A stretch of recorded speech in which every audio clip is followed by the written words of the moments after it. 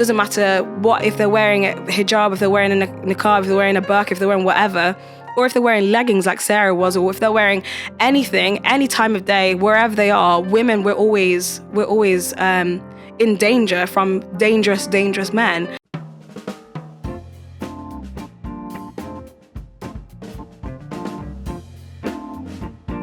Hello everybody, welcome back to Somali Christian TV. My name is NAOMI, I'm part of the Somali Christian TV team.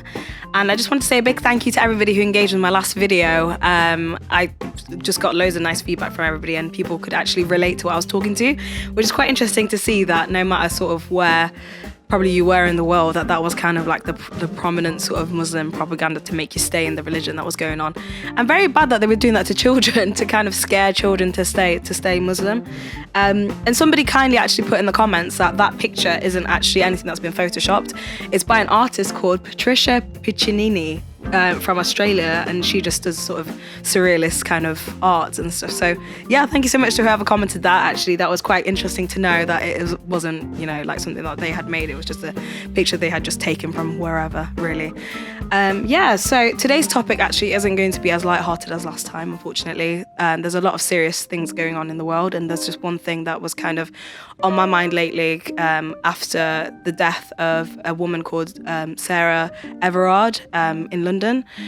And it was something that kind of has been on my mind lately because there's a lot of discussion going on about what had happened with her. But before we get started, actually, I just wanted to say a quick sort of warning for anybody who's affected by these type of subjects, such as sexual assault, sexual harassment, rape. These are going to be kind of like the topics I'll be talking about a little bit. So if you're kind of affected by those things, or if you wouldn't like to hear about those things, then please do click away. I won't be offended or anything like that at all. Whatever you need to do to keep yourself safe.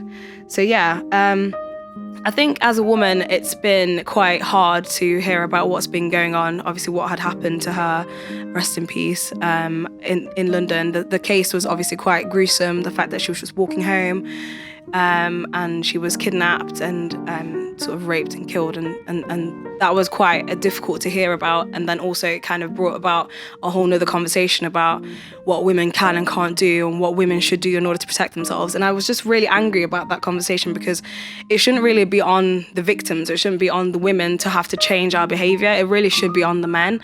And for so long, this conversation about sexual assault and, rape and whatever has always been victim blamey, in my opinion, pointing the finger at the victim and pointing the finger at what was she wearing, where was she going, what was she doing, what time was it, and all these questions that shouldn't even be questions. It should just be, this is what happened, and why did that person, not even why did that person do it, but what should we do to stop people from doing things like this. And the story about Sarah actually was quite heartbreaking in terms of she was just walking home and she was on the phone to one of her friends. I think it was actually her boyfriend that she was talking to on the phone. And then obviously she was kidnapped by a police officer nonetheless as well, which is just even more disturbing and a completely different topic for another day as well to explore that. But her sort of going through all of that, being dressed quite modestly actually, just in leggings, a jacket, and then that's still happening to her. It's really just sparked a conversation about what women should and shouldn't wear and all that, which is quite frustrating to read about as a woman. And it made me sort of remember as well, when we were Muslims, and how the conversation was always on as well, what the woman was wearing, the hijab, and how the fact that the woman has to be modest and the man doesn't have to necessarily be modest himself. And it was always about, to avert the male gaze and to avert people from looking at a woman and being attracted to her and, not being able to control themselves, or whatever kind of excuse, rubbish excuse that men like to sort of use to, just deflect from the fact that they're doing something absolutely heinous, and not the fact that the woman is just, a victim in the sense it's always to blame the woman for being promiscuous or being whatever, or looking a certain way. And I just found that absolutely disgusting. And the fact that even the concept of hijab actually infuriates me, just the fact that even children have to wear that to avert male gaze. It's like there's something really deeply wrong here, and I completely disagree with it. I don't think that it's right at all that women have to try to avert the male gaze. And how disturbing that children have to as well. And that reminds me as well about a poor girl in Somalia who was 9 years old last year, actually, not even that long ago, fully dressed in the hijab, and not even the hijab, she was in like a burqa, I think, or a niqab. She was in a niqab, and she was only 9 years old, and she was raped and cut up and, you know, discarded of as if she was nothing, you know, like a piece of meat or something. It's just absolutely heartbreaking. And that just goes to show, to tell you that it doesn't matter what age, doesn't matter what, if they're wearing a hijab, if they're wearing a niqab, if they're wearing a burqa, if they're wearing whatever, or if they're wearing leggings like Sarah was, or if they're wearing anything, any time of day, wherever they are, women, we're always in danger from dangerous men. And this is what, it just comes back to the point of men should just do better. Like, the men who are obviously the perpetrators in this case just need to do better. And for that, you know, the difference between Islam and Christianity in this case, obviously Christianity also preaches, you know, modesty and having to dress sort of like in a way that, you know, honors God and things, and that's completely fine in itself.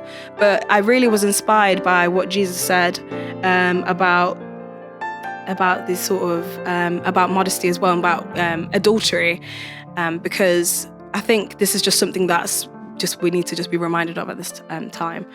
So for what Jesus said compared to what Islam preaches, you know, wear the hijab to avert the male gaze, Jesus actually said that if anybody, so this is Matthew 5:28, but I tell you that anyone who looks at a woman lustfully has already committed adultery with her in his heart. If your right eye causes you to stumble, gouge it out and throw it away. It is better for you to lose one part of your body than for your whole body to be thrown into hell. So not only do not commit adultery, but do not even look at a woman lustfully.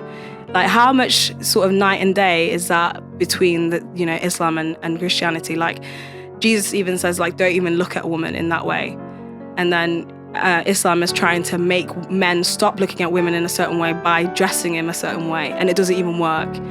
So I just urge you all to, whoever's listening, obviously I urge you to like read the gospel, you know, go maybe try to see the sort of perspective that Jesus has in terms of like, don't even sexualize women. You don't need to sexualize women. We're not objects. We're not, you know, objects for your sexual gratification or whatever. That we're all actually also human beings, you know, just like you, and don't look at us in a certain way and gouge your eye out if you have to, if you can't stop. So yeah, that's basically my message. Sorry it was a little bit ranty, but I feel like it just had to be said. It was in my heart to talk about, and I may talk about things like this in the future. But shout out to Jesus, who was the first feminist, one of the first feminists. And yeah, I encourage you all to read that verse, read the whole passage. Actually, it's quite interesting to talking about, you know, even murder and sort of divorce and all that stuff as well, which is quite interesting to hear from his perspective. So yeah. That's everything. Thank you all so much for listening. If you have any comments, any thoughts, please do put them in the comments down below. I'll have a look at them and see what you guys have said and hopefully engage in some interesting conversation. And yeah, just as always, stay safe. God bless you. Thank you all so much for watching. Bye.